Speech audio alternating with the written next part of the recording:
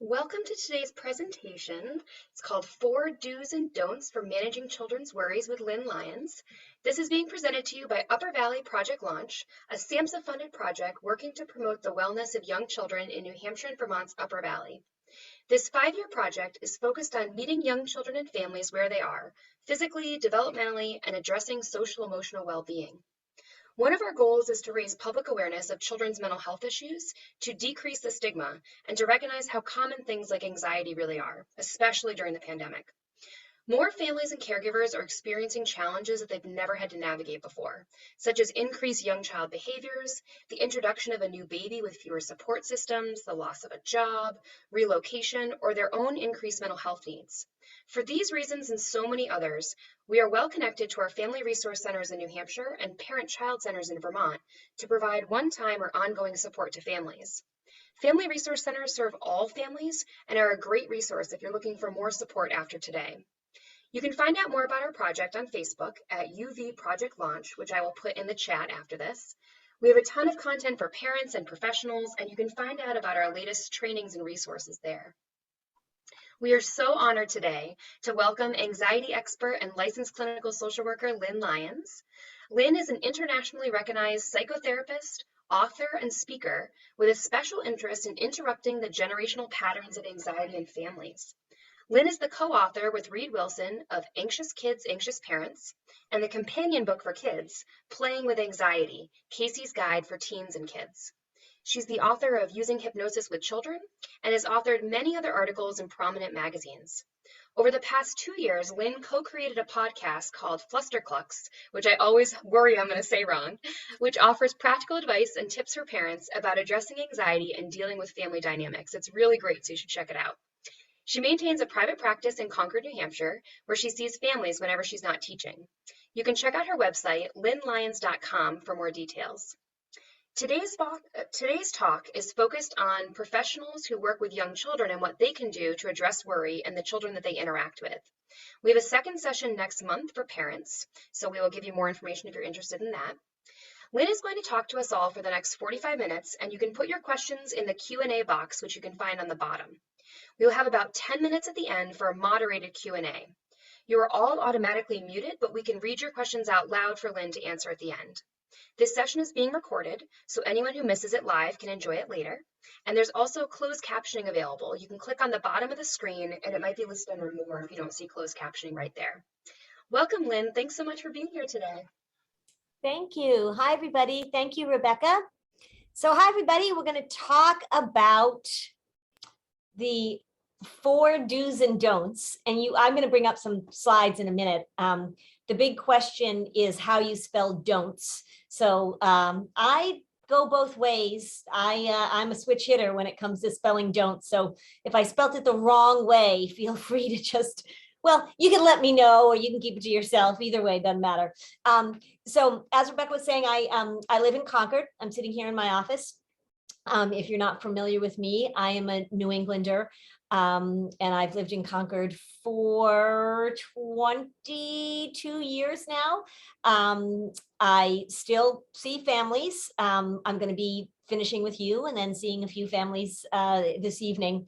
I have a full practice. I don't take new clients these days, although finding people to see anxious children, I certainly get a lot of requests. People are really desperate for help right now.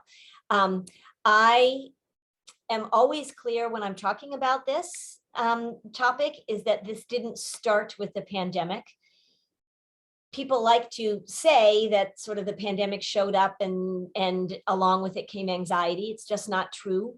We weren't doing very well before the pandemic. If we look at the increasing rates of anxiety and depression, teen suicide, all of those figures were on the upswing before the pandemic hit. And of course, the pandemic really hasn't helped.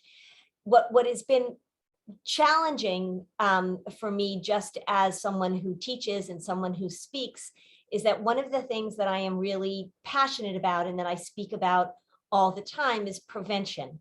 And during the pandemic, I really couldn't talk about prevention. People, if your house is on fire, you don't want the fire department to arrive and talk to you about replacing the batteries in your smoke detector. I think now actually, though, it's really important for us to get back to talking about prevention, to really helping families look and see what they need to be paying attention to, and also to be very concrete in what we can do. I, as a therapist, am incredibly concrete. I am about skill building. I'm about how questions. I'm about offering really solid, concrete information to families so that they know what to do to manage their emotions, to manage their worry, and to manage their anxiety.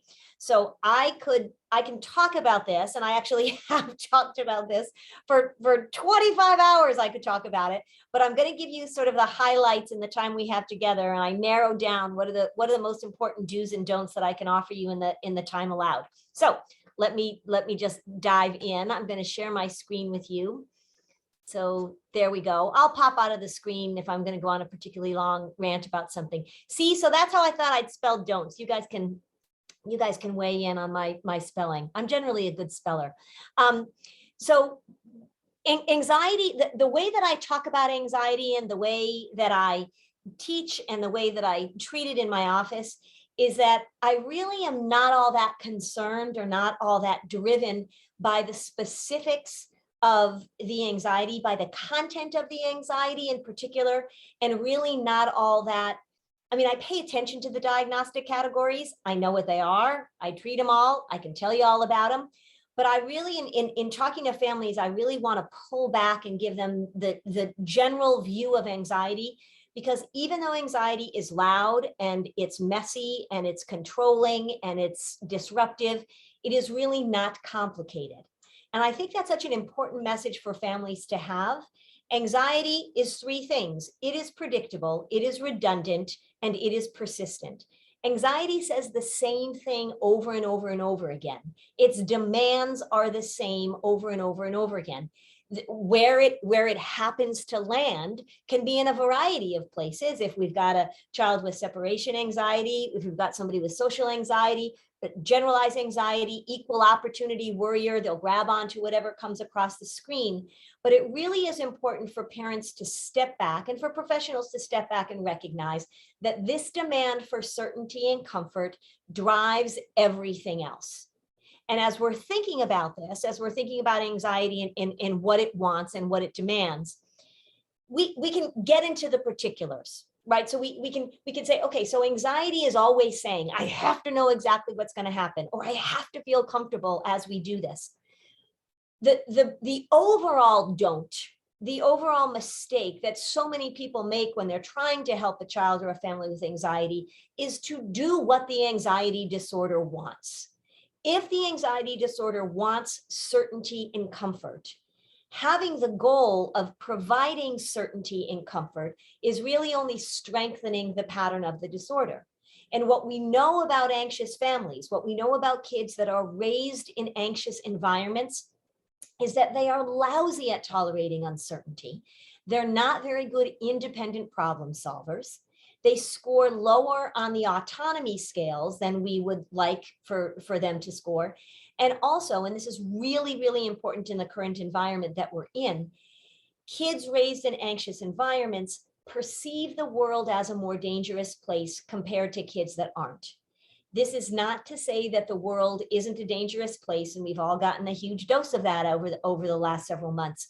But what happens with kids raised in anxious environments is they lose the ability, or they never have the ability, to assess reasonable risk. So we've got kids, we've got parents that are consistently pulling back, that are seeking certainty and comfort. And then if they can't find it, if they can't achieve it, and by the way, it's hard to achieve that in the world, then avoidance becomes the next best thing. The problem with anxiety is that avoidance works like a charm, and that in general, people are very willing to support the quest for certainty and comfort because it works. So if you've got a child that you're working with, or a child in your classroom, or a child of your own that says, I will only move forward if I know exactly what's going to happen, then what happens is we jump in quickly, and the intervention that we offer is, we will make sure that this child knows exactly what's going to happen. We will make sure this child doesn't encounter anything unexpected, that this child doesn't encounter anything difficult. We're going to make sure that we keep this child calm all the time because we don't want them to have big emotional outbursts or to feel distress. And we give the message, inadvertently, of course, we give the message that the anxiety is calling the shots. And as long as we do what the anxiety wants, as long as we give the anxiety what it wants, then things will go smoothly. If you've heard me speak before, I routinely refer to anxiety as a cult leader. And if we pull the anxiety out, if we externalize it, if we have a look at it, the reason I call it a cult leader is quite simply because cult leaders show up, they make rules. If you follow their rules, things go fairly smoothly. If you disobey their rules, then that's when things get messy. And so what happens in families, if you've got more than one person with anxiety or even just one person with anxiety, that the goal is to do the disorder in order to keep the peace. So the thing that frustrates me the most clinically is when we step in and we support avoidance rather than focusing on skill building. Rather than saying, what does this family, what does this child not know how to do? And how do we teach that skill? And if you were to just begin to think in that way, if you were just to begin to really in your head think, okay, so what are the skills that we want to teach? Right? We want to teach the toleration of discomfort. It's okay that you don't feel comfortable as you do this. How do we get kids to pull out, right? That's why I want to externalize the anxiety, pull it out, give it a name. And when I'm pulling it out, I'm not talking about the content. So if you're afraid of frogs, we're not pulling out frogs. If you're afraid of dogs, we're not pulling out dogs. We're pulling out the bigger patterns of the anxiety, the demand for certainty, the demand for comfort, the propensity to promote things to emergency level. And you begin to think, how do I help this child get some space, some distance, become an observer of their worry, and be able to respond and react to it differently? I am always thinking, anytime that there's a child in front of me, I am always thinking, what is the skill that they don't have? What are the strengths that I'm going to use? What are the resources at my disposal? But what are the skills that they don't have? And how am I going to teach that skill? Here is just a sampling of probably the most prominent skills that I'm talking about. Being able to be more flexible when we look at rigidity in anxiety disorders, the need for things to go a certain way.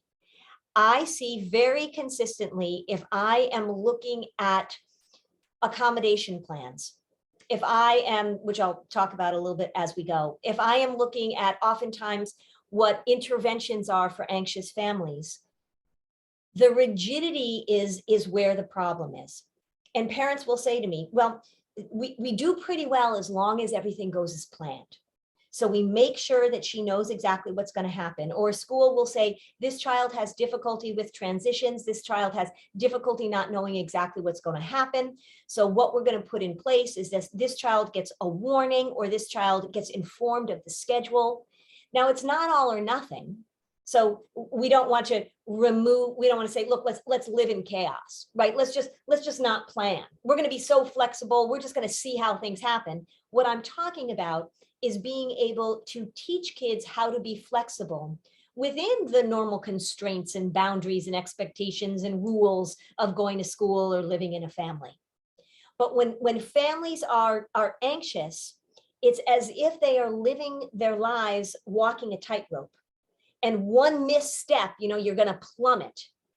I want families to understand that it's really much more like walking across the Brooklyn Bridge. We're not going to completely disregard the boundaries on either side, but we've got a lot of room to move. So how do we pay attention to make sure that we are not promoting or supporting this need for rigidity? That we are not the ones putting plans in place, putting interventions in place that say, make sure this anxious child knows exactly what's going to happen.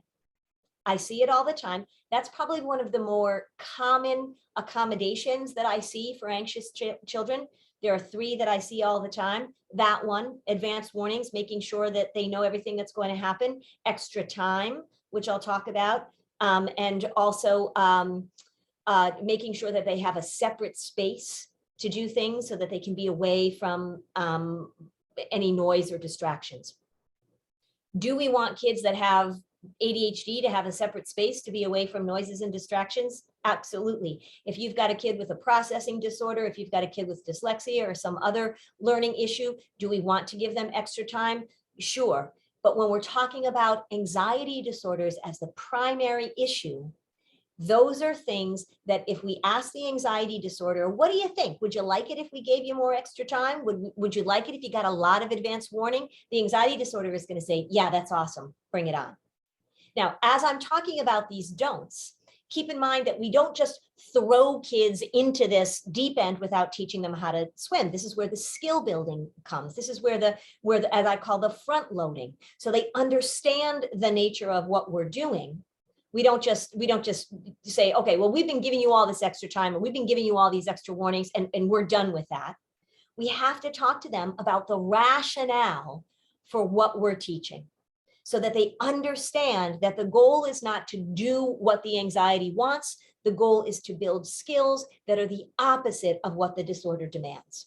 So how do we do that? Well, wall of flexibility, something I talk about all the time. You pick a door, parents can pick a door in their house. You can give this an assignment to a family. If you're a classroom teacher, you make a little bulletin board or something in your classroom, and you look for opportunities to promote flexibility as a value. So the wall of flexibility, you've got a family where there's one really rigid person, maybe there's a few. And every time you see them handling something flexibly, every time they do something, they really wanted to do this, but they couldn't, but they managed it. They really wanted to have French fries, but we only had tater tots. They really didn't want to go to the dentist, but they were able to do it. You just write a few words on the sticky note and put it up on the wall of flexibility. So there's a clear visual that everybody in the family sees. What you are saying to a child is flexibility is something that's important to us and something that we value.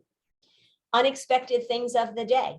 So you can do this in a classroom. I also have parents do this all the time at the dinner table. Some families go around, they do the highs and the lows, and that's great too.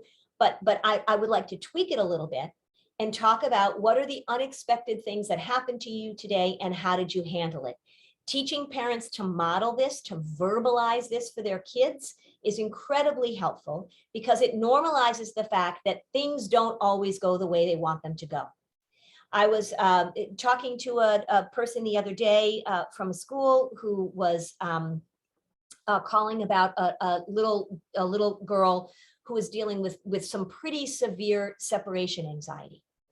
And the pandemic didn't help, in and out of school and all that kind of stuff. The family was really doing their best to try and figure out how to manage this. The little girl would get very upset if the parents were away, had a difficult time getting into school. Once she got into school, she did pretty well, which is often the case with kids who are struggling. It's that moment of goodbye, I call it. And so they were trying to figure out what to do.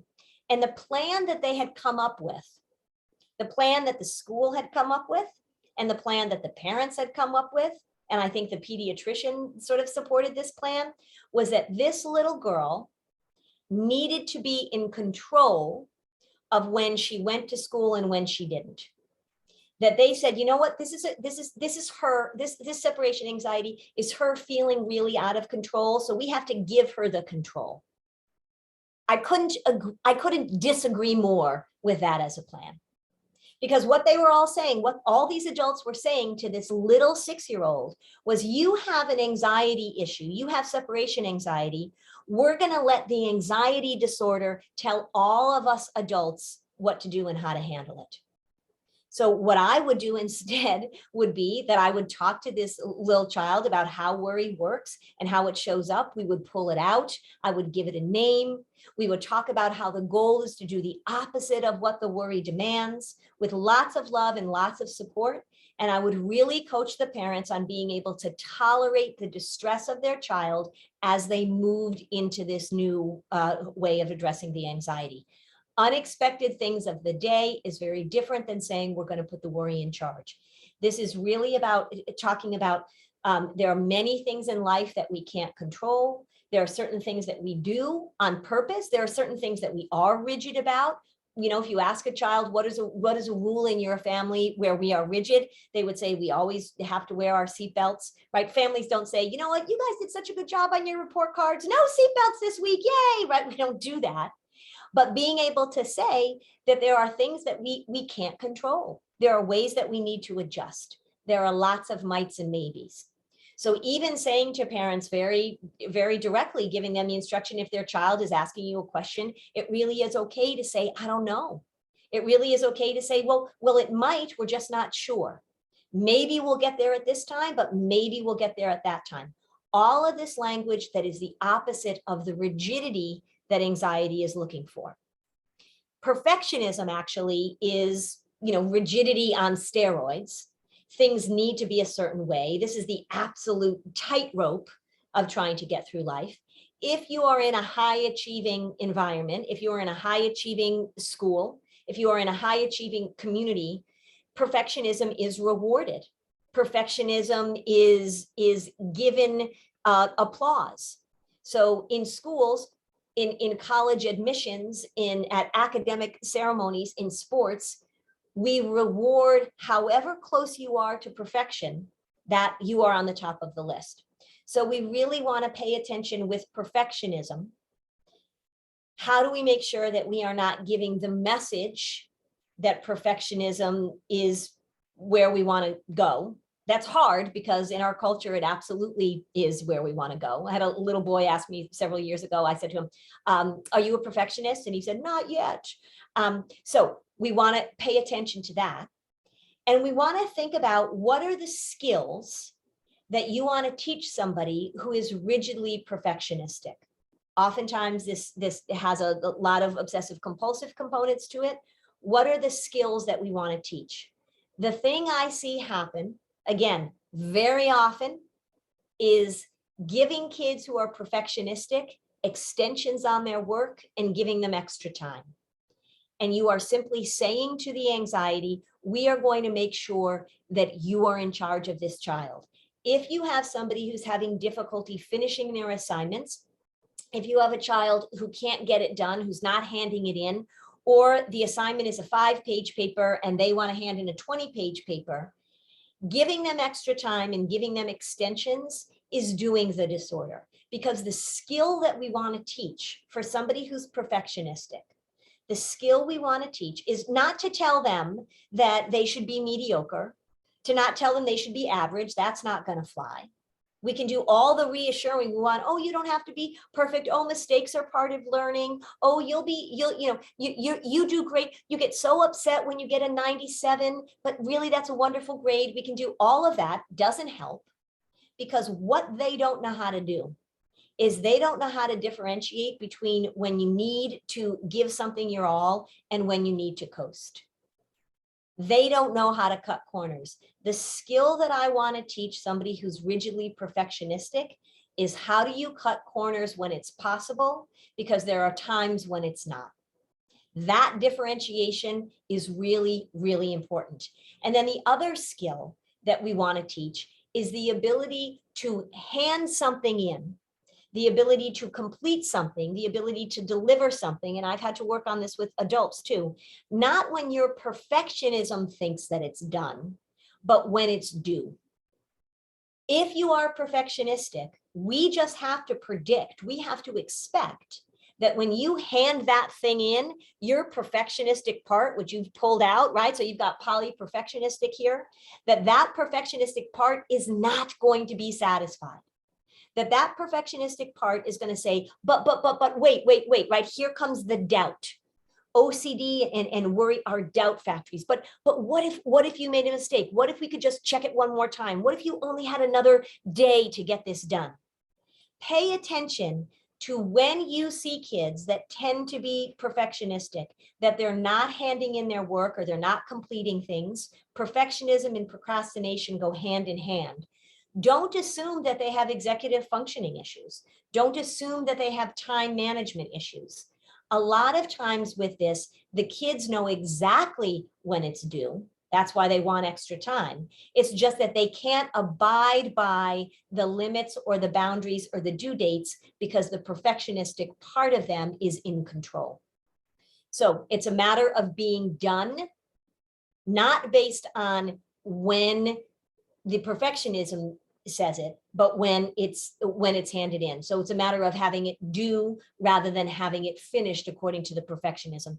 And they're going to be uncomfortable with that. The two words that I can't do without in my job, the two words that I need more than any other two words are the two words, of course. Of course you're going to be upset. Of course your perfectionistic part is going to feel uncomfortable when you do this. Of course. So being able to focus, if you were to just think about all the kids that you deal with, all the families that you deal with in whatever capacity that are anxious, and you begin to look at where the rigidity shows up, it is everywhere. If you look at kids that have very limited diets, kids that are having difficulty going to bed at night without a 2-hour routine, kids that are having difficulty with social interactions because they want things to go a certain way. Paying attention to rigidity is a really good entrance point for figuring out then how do we inject flexibility into that system. The next thing in terms of this list of things that I really pay attention to is emotional management versus elimination strategies.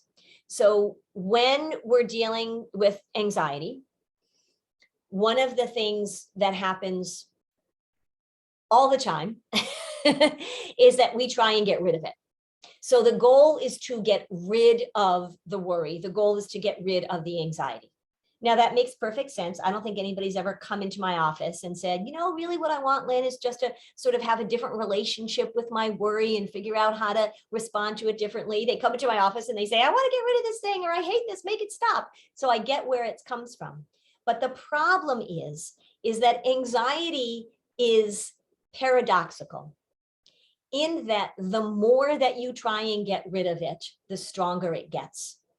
This is how we get into that cycle of being anxious about being anxious. This is what panic disorder is. You have a panic attack and then you spend the rest of your days worrying about having another panic attack.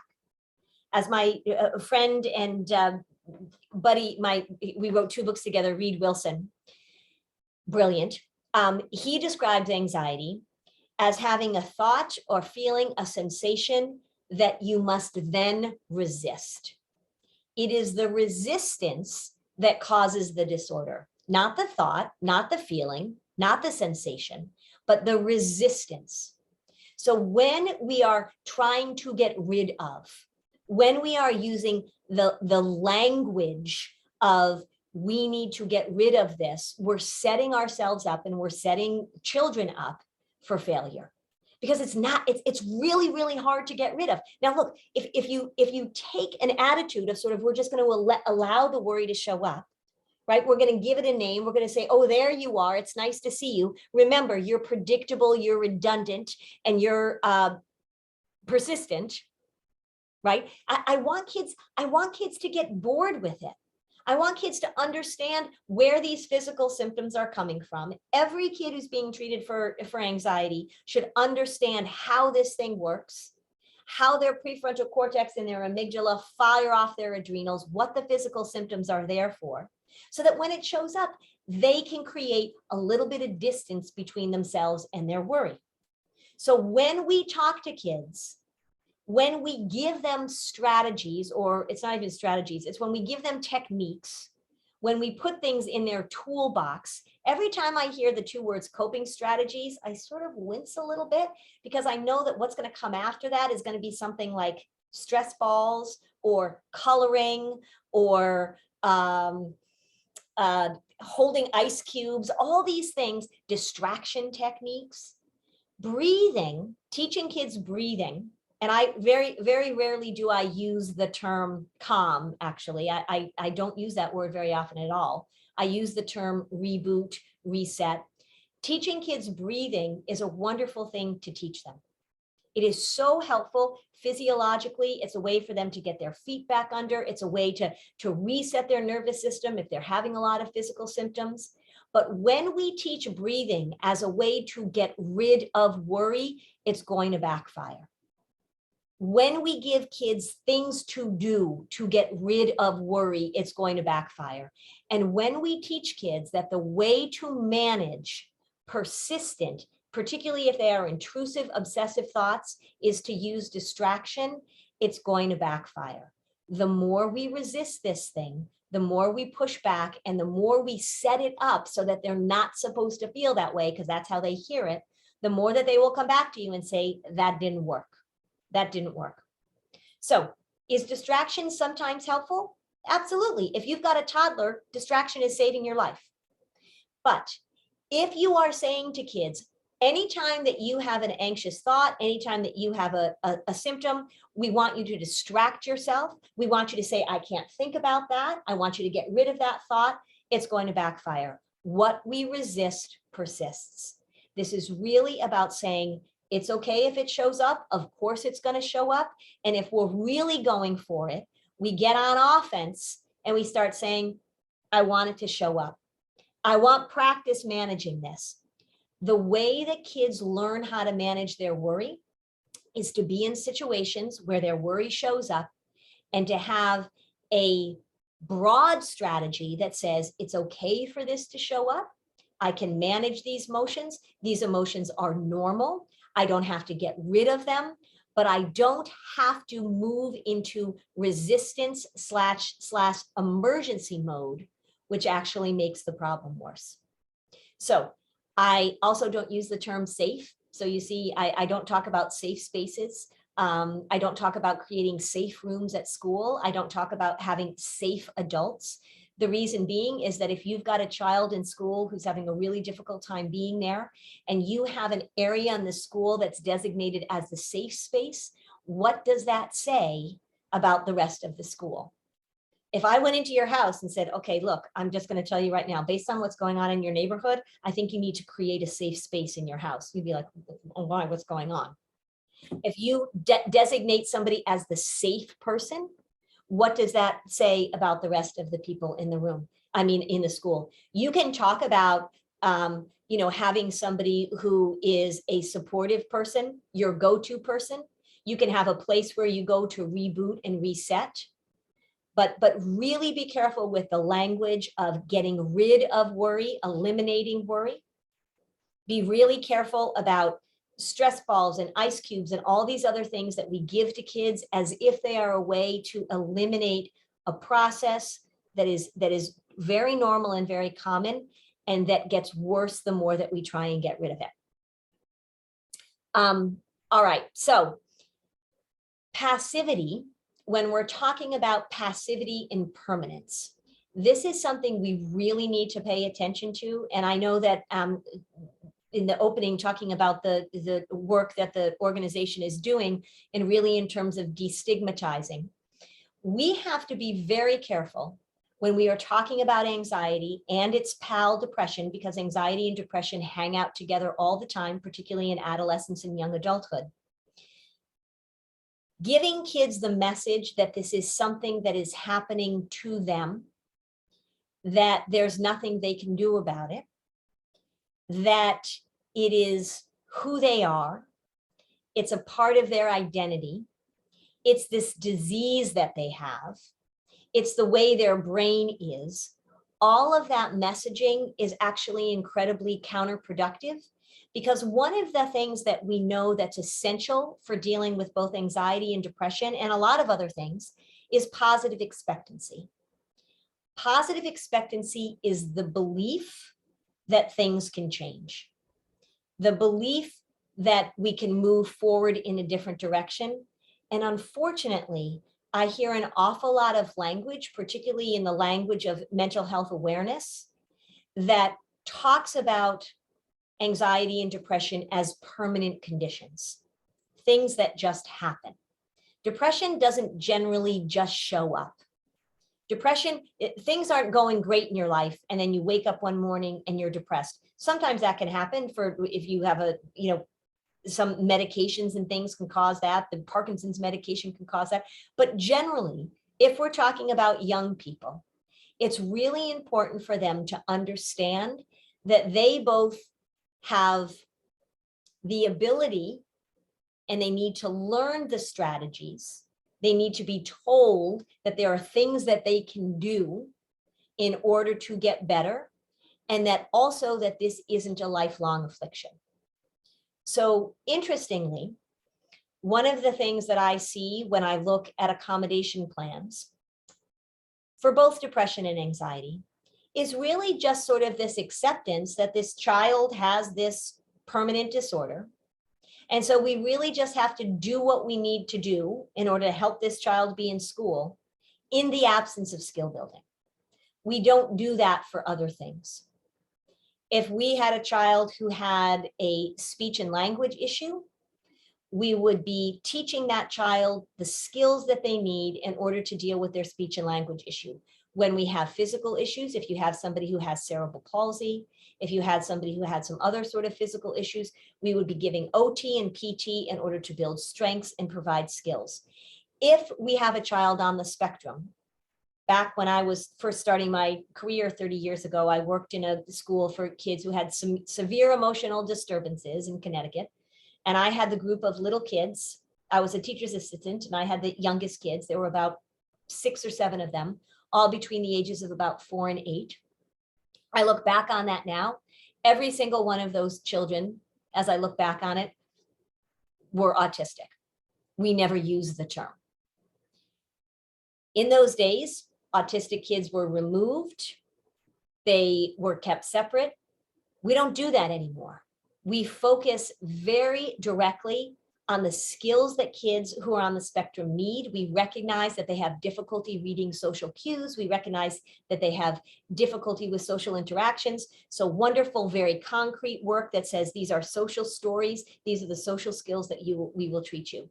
When I see plans for kids who are anxious and depressed, I do not see that same focus on skill building. And they're picking up on it. They're very, very aware of the language of permanence. In fact, when I talk to kids and the high school level in particular, when I talk to a group of kids, and even when I'm talking to individual kids, if I say, what are the things that you do that you think you do, not on purpose, this isn't about blame, but this is about building self-awareness. What are the things that you think you do that make your anxiety or your depression worse? And what are the things that you do that you think make your anxiety and depression better? And oftentimes kids get angry with me. How dare I imply that they have some agency in this? How dare I imply that they are somehow responsible for this disease that they have? The messaging is not helpful. And in fact, there is a lot of research, and it goes back several years, although there's new research coming out just within the last few months probably, that says that when we talk to adults, this research was with adults. When we talk to adults and we frame up their depression as chemical and genetic, when we talk about it in biological terms, those people are more pessimistic about the ability to recover and less likely to engage in treatment. When we talk to people about their depression as something that is malleable, something that's treatable, something, when we talk about epigenetics, when we talk about the fact that people's brains are malleable, that their chemistry is changing all the time, those people are much more optimistic. And in fact, a study came out recently looking at whether or not programs targeted at decreasing stigma were effective. These researchers found something quite interesting. What they found is when we're talking about depression, anxiety, even schizophrenia, that when it was framed as something biological, when it was framed as a disease, the stigma did not decrease, and in fact, it increased. And the way they measured that was looking at people's sort of, they called it their avoidance or their separation.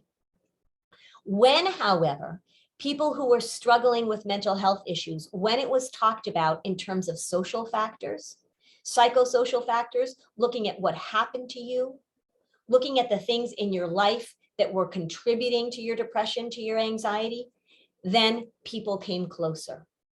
The very thing that we've been doing with young people for the past several years is putting their mental health in terms of physical health, and talking about it biologically actually is not helping to decrease stigma, and it's also not helping their willingness to seek treatment. So that's just something to think about. And this is something that I've the research sort of bears it out, but this is something that I've really been talking about for many, many years, because when I talk to kids, the kids that believe that this is just something that happened to them are really hard to engage in treatment. It makes sense, doesn't it? That if you say to somebody, well, you've got this disease and, it's just because your brain is wired in this way and it's not going to, there's nothing we can do about it. Why in the world would they do the work that's necessary? And why in the world would they feel hopeful? So when we are talking instead, so the don't is clearly to not talk about this in terms of pure biology. Are there genes at play?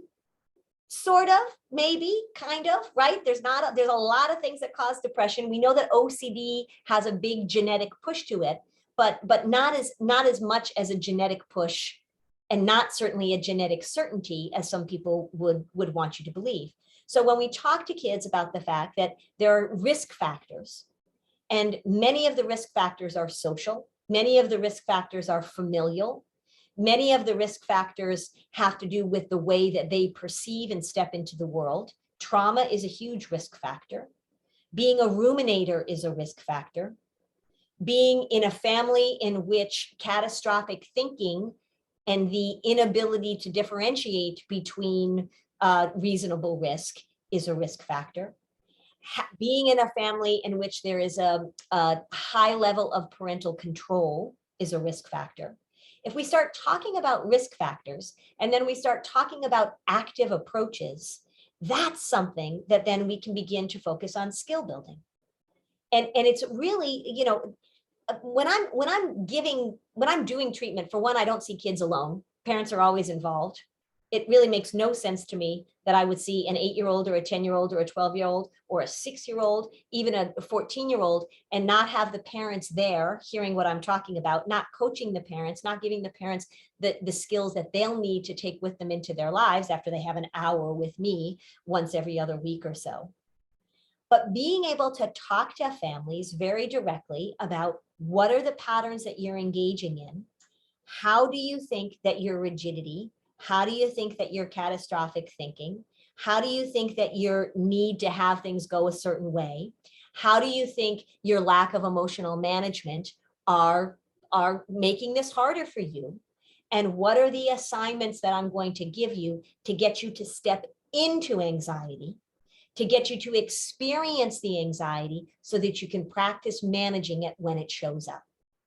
So when we are talking about an offensive approach to anxiety, when we're talking about how it is that we get kids to step in, get families to step in, this takes some convincing, because of course you don't want to step in, right? The anxiety is like, no, get me out of here. But what we want to do instead is we want to say to kids, we want to explain it to families, we want to explain it to kids, say, the way that we retrain your brain, the way that we give you the experiences you need so that we can get some new data in there, so that you can build up some new experiences, so that you can feel the worry and be able to tolerate it and get down the other side. That's an active approach. Talking to kids as if they are passive victims of this does not work. Does it feel good? Yes. Are we trying to take away blame and shame? Yes. Is it working? No, quite the opposite. You can talk about active, I never say to a kid, you did this on purpose. You're anxious on purpose. You got depressed on purpose. But I will say, let's look at what got you here. And now let's do the opposite of what got you here. So what are the things that you think you don't know how to do? And let me tell you what I think are the things that you don't know how to do. And now let's work on them with active homework assignments, with experiments, with things for you to do, because anxiety needs to be treated through experiential learning. absolutely needs to be treated experientially. So for example, I might have a family that I'm working with, and they are trying to maybe they're having difficulty getting a child into school, or maybe they're having difficulty getting a child to bed. And I want to say, okay, so what are the skills that you need in order to make this happen? What are the steps that we're going to take? The first step is we're going to expect the worry to show up. We're absolutely going to expect the worry to show up. The second step is that we're going to externalize it. We're going to notice it. We're going to become observers in this, so that we can begin to recognize how this thing talks to you. And as soon as we create some distance, we're making progress. And this has to do with anxiety or depression or trauma. As soon as we create some distance, we're going to make some progress. And then the third thing is we're going to experiment. We're going to step in on purpose, because here's what we want to do. Say you start to get anxious, right? So there's something that triggers you. Interesting research on trigger warnings too, by the way, not so helpful. So up comes the fear, the anxiety, right? And it gets bigger and bigger and bigger. And then you say, okay, so I got to get out of here. I got to avoid. So I'm going to get out, and then you avoid, and immediately you feel better. So we've now cemented that pattern of, oh, I'm gonna feel the anxiety. It's going to be terrible. I'm going to avoid and get out, and I'm going to feel better. And then we might even say, why don't we just try and avoid it altogether, so we never even have to go up here, so that we can be here. What we want to do instead is we want to set things up. Again, I cannot emphasize this enough, in a loving, encouraging, supportive way. We're not just shoving them in. That you're going to go into a situation, you're going to feel the worry, you're going to feel it. Yep, we know what it sounds like. Here comes Sam. He's saying what he always says. Some version of blah, blah, blah, blah, blah, and you can't handle it. Some version of this is an emergency. So we're going to get up here. We're going to feel the worry. We're going to feel the worry. Yep, we know what it is. We know what it does. We know why your body is feeling that way. And you're going to hang out here long enough for you to get over the other side and allow it to decrease.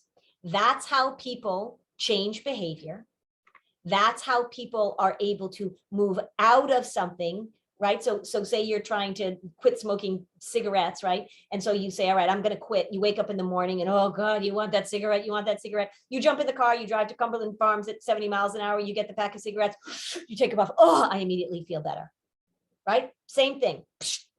If we are talking about stopping it, right? Oh, here comes the craving. Here it comes. I'm going to hang out with it, and then it will subside. I had a client a few years ago who was terrified of feeling hunger, terrified of feeling a hunger pain. Now, look, we can analyze that until the cows come home. She had never been neglected. She had never had food insecurity, right? There wasn't really an explanation for that, but she didn't like the way that felt in her stomach. And she had a belief that if she felt hungry, it was just going to keep getting worse and worse and worse. And how could she possibly tolerate that? So as soon as her hunger started showing up at all, she always walked around with some sort of snack, some sort of food. She wouldn't even come into my office without having a snack with her. So as soon as she started feeling it at all, she would eat something. So the goal was to have her get to this place that she believed was going to be unbearable. For those of you who have been hungry before, it's you can't get to food, you're busy, you're working, you feel hunger. It sort of levels off, or sometimes it even dissipates. But the idea that we have to set things up so that we get rid of the anxiety, we really want to talk to kids, and we really want to educate families about how important it is to get on offense with this thing, how important it is to step into it. This also is really important as we're looking at autonomy, because as we're dealing with kids and anxiety, one of the things that we see in anxious families is a lack of autonomy. We know that in this culture, kids have literally been pulled closer and closer and closer. We've got all sorts of ways to monitor them, to keep an eye on them. Life 360, which should be on nobody's phone. If you have Life 360, as soon as we finish this talk, you should take that app off your phone. We want kids to be able to experience autonomy. We want them to experience discomfort, again, in a loving, supportive, encouraging environment, because lack of autonomy is one of the results of anxiety and one of the predictors of anxiety. When we look at a lack of autonomy in anxious families, it's right there. So finally, and then we can take some questions, just thinking about catastrophic thinking, which is something that I mentioned at the beginning as a risk factor. Catastrophic thinking, safety chatter. Remember that anxiety is contagious and adult stress is contagious. So as we are letting kids step back into the world, and even as we're taking the reasonable precautions that we need to based on whatever's going on this week, it is really important for you to pay attention to your language, or if you're working with parents, to make sure that they are not talking in catastrophic terms. Being catastrophic, talking about all the horrible things that could happen, is not the same as problem solving. It's not the same as problem solving. And one of the things that I say to people all the time is no more of this, what's the worst that could happen?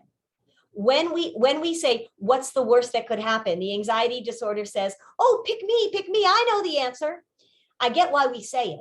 But if you're dealing with anxious kids, rather than saying, what's the worst that could happen, rather than bringing up that catastrophic movie for them to watch, you want to say, is there any problem solving we can do right now? Is your worry creating an emergency? Right? Have you noticed your worry creating an emergency? Are we working for the worry? And is there any problem solving that we need to do? Remember, anxiety wants avoidance. It wants passivity, it wants certainty, and it does not support stepping in, it supports stepping back. Your goal whenever you're dealing with somebody with anxiety, whatever age they are, is to support the ability to step forward rather than supporting the ability or supporting the practice of avoidance. All right, so I just talked 80 miles an hour for 45 minutes. Yeah. So 45 minutes, I'll tell you, 45 minutes is hard for me because I can talk about this for hours and hours. So that was like the speedy caffeine fueled important tips. So thanks for bearing with me. All right, Rebecca, let's hear the questions. Thank you, Lynn. That was so wonderful. And you packed so much into that 45 minutes. So we will pick some questions that came up in the registration. Okay. And some of them you've already answered, so we're going to skip those. Okay. One of the questions that a few people asked was about screening tools. Do you have any screening tools you recommend for anxiety, or ways that you recommend identifying anxiety? And this was across age ranges. There wasn't any one particular age range. Yeah.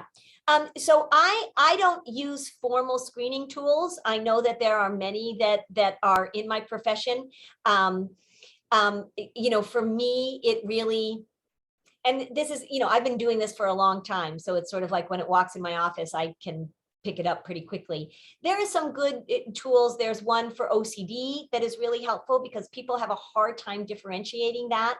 Oftentimes, particularly with younger kids, OCD is often missed because people have ideas about what OCD is.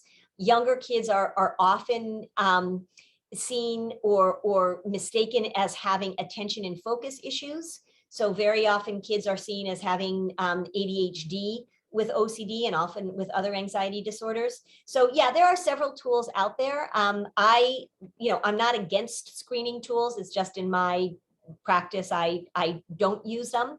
I think there are some disadvantages to using them. It's a good way to sort of, if you're not experienced in this, it's a good way to sort of pull things out and get some recognition. There's some controversy about using them in schools, of course.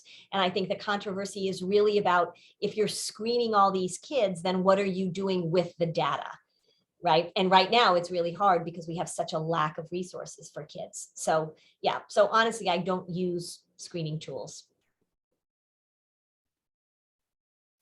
And Lynn, related to that, do you have any recommendations for the types of accommodations you see in IEPs or 504 plans? You mentioned skill building in the presentation. Do you have any examples of what that would look like for elementary school age kids? Yeah, so the first thing about that is that the word accommodation, when it comes to anxiety, it makes it really tricky. So what happened is we took the accommodation language and, the need to accommodate a lot of different things for kids. We took that language and we moved it over into anxiety. We said, well, we've got this accommodation model that's really helpful for all sorts of learning differences and all sorts of things that kids need. We want to make sure they have access to learning. We took this accommodation model and we went, okay, now let's put it on anxiety. And the thing to know is that when we're talking about anxiety in my business, accommodation is what we're targeting. Accommodation is what we're trying to get rid of. The level of family accommodation predicts treatment failure. So first thing is asking me, what are the accommodations that you would put in place for an anxious kid sort of makes my brain cramp, because I'm like, no, that's not what I'm going to do. So I much prefer to call it a skill building plan. And so what you want to look at when you're looking at an accommodation plan, and sometimes I know the language is there, but and you can write a lot in a 504. So look at the accommodations you put in place and ask yourself, would the anxiety disorder really like this accommodation? Would the anxiety disorder say like, yeah, this is awesome, thank you guys, right? If the anxiety disorder was at the 504 meeting, would the anxiety disorder been like, yay, high fives? You want to say to yourself, and you want to say to the people who are dealing with this, what's the skill that I'm trying to build here? So rather than saying blanketly, this child is anxious, so they need extra time, you can write a lot in a 504. You can say, this child has difficulty because of their I'm just giving an example, because of their perfectionistic OCD, this child has difficulty getting things in on time. So we're not going to say what are we going to accommodate? We're not going to accommodate. We're going to say what we're all going to work on is sticking to the due dates and giving a lot of support in order to get it in. So as soon as we get into that accommodation language, then we're going to go off track. So we want to talk about what we're building and skill building. Also, it's okay if you're talking about, so say you've got a kid who's having a difficult time being in school, you might say, this child, the accommodation, if we want to use that language, is that when they're feeling overwhelmed, they can leave the classroom and go to the counselor's office or go to the nurse's office. And then you want to add in that, and this is what's going to happen when they're there. And you want to be specific, and you want to say, so when they go to the counselor's office, we're going to pull out that index card that has what worry says to you and what you're going to say back to worry. And when we're talking to worry, we're not saying we're going to get rid of you. We're going to say things like, oh, worry, you always show up before music, or worry, I knew you were going to be here and you're not in charge of me.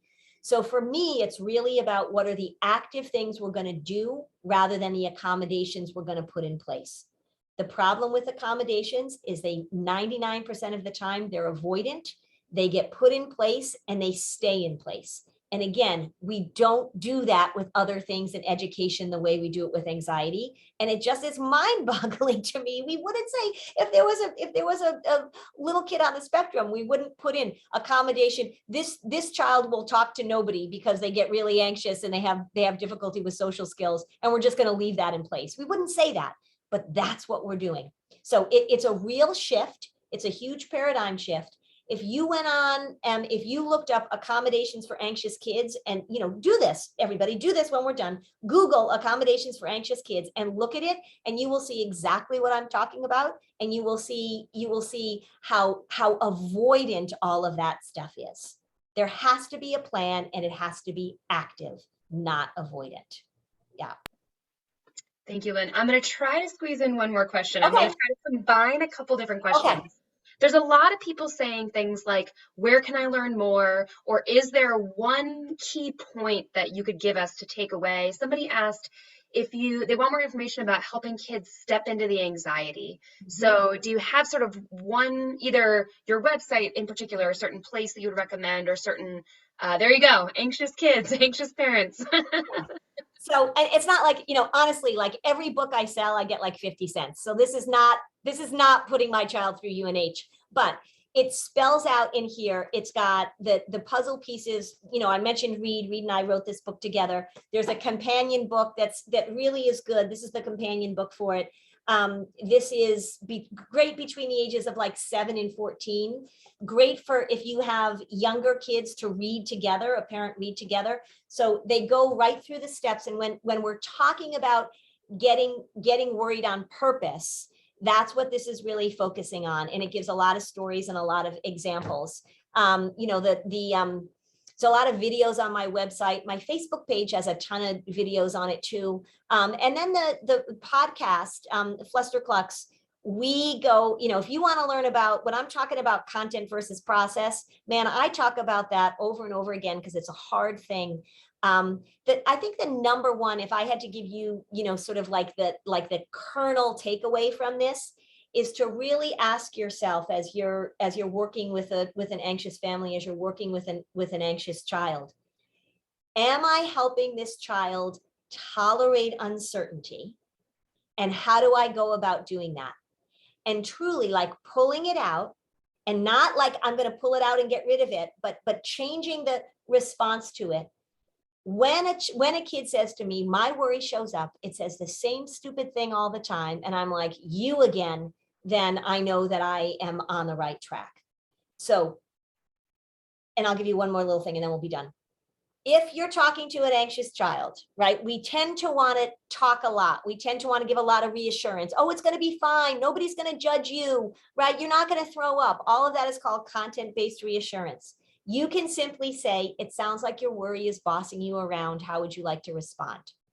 Now, every once in a while, a kid will go, oh my gosh, that's so helpful. Thank you. And lots of times they'll be like, it's not my worry, right? So, but stick with that and talk 85% less. Talk less. I'm going to put that on a mug. I'm going to get like some Flusterclux merch and it's going to say talk 85% less, right? So it's not complicated. It's incredibly redundant.